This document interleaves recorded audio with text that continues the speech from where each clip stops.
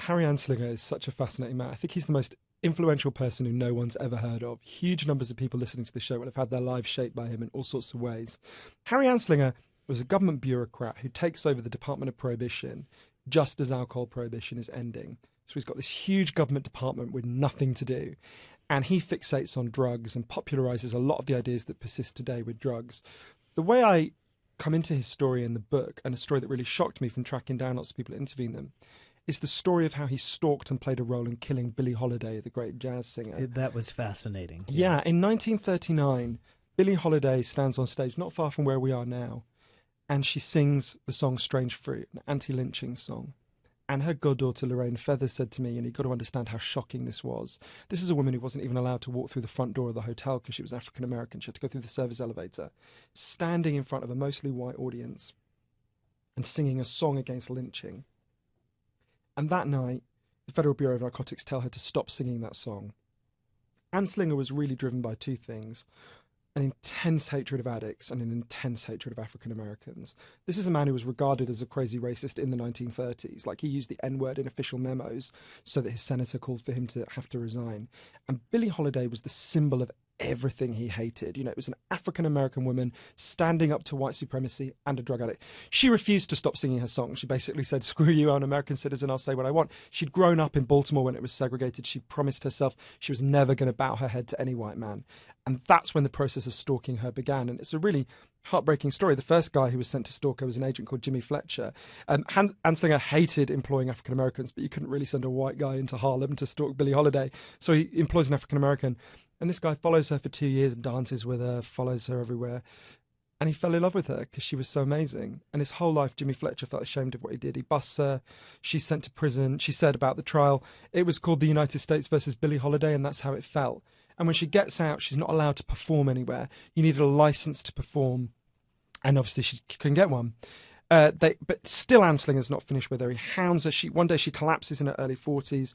She's taken to hospital. She's got liver cancer. She says to one of her friends about the narcotics agents, they're going to kill me in there. Don't let them. They're going to kill me in there. On her deathbed, they handcuff her to the deathbed. I interviewed the last surviving person who was in that room. They handcuff her to the deathbed. They don't let her friends in to see her. She goes into withdrawal. One of her friends manages to get her prescribed methadone. She starts to recover a little bit. They cut off the methadone and she dies. But here's the thing that really inspired me and helped me to think about the addicts in my life.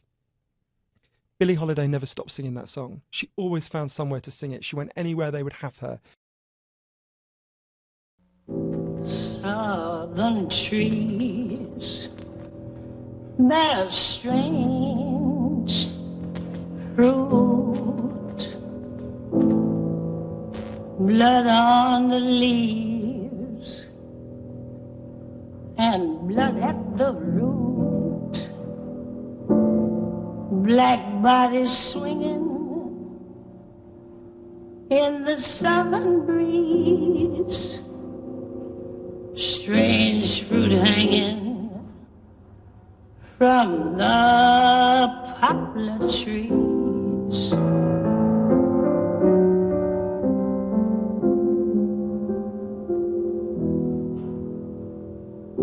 Pastoral scene of the gallant South, the bulging eyes and the twisted mouth, scent of magnolia, sweet and fresh. Then the sudden smell of burning flesh. Here is a fruit for the crows to pluck, for the rain to gather,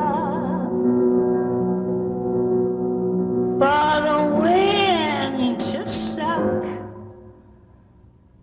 for the sun to rock, for the tree to drop.